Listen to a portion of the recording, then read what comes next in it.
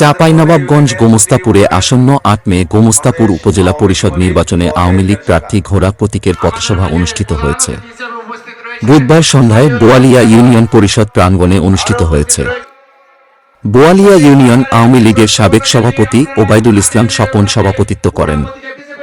বক্তব্য রাখেন বাংলাদেশ আওয়ামী লীগ চাঁপাইনবাবগঞ্জ জেলা শাখার সিনিয়র সহসভাপতি ও ঘোড়া প্রতীকের পদপ্রার্থী হুমায়ুন রেজা, বোয়ালিয়া ইউনিয়ন পরিষদের চেয়ারম্যান শামিউল আলম, শ্যামল ইউনিয়ন আওয়ামী লীগের সাধারণ সম্পাদক ইউনুস আলী সহ অন্যান্যরা।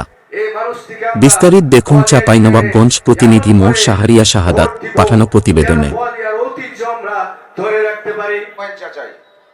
এটার বাইরে কি আর প্রতীক লাগবে? যারা আমরা আওয়ামী লীগ করি, এর দুর্দিনে যারা রহানপুর যেতে পারতো না আওয়ামী লীগের লোক, এই হুমায়ুন চাচা, আমার আব্বা ছিল ওই সময়, আরো অনেক আওয়ামী লীগের ২-৪-৫ জন নেতা না হলে রহানপুরে কেউ ঢুকতে পারে।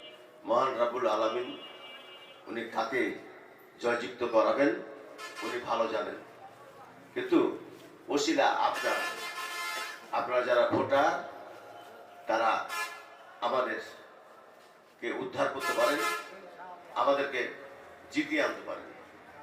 আপনাদের মাধ্যমেই আল্লাহ আমাদেরকে কামিয়াব করতে পারে।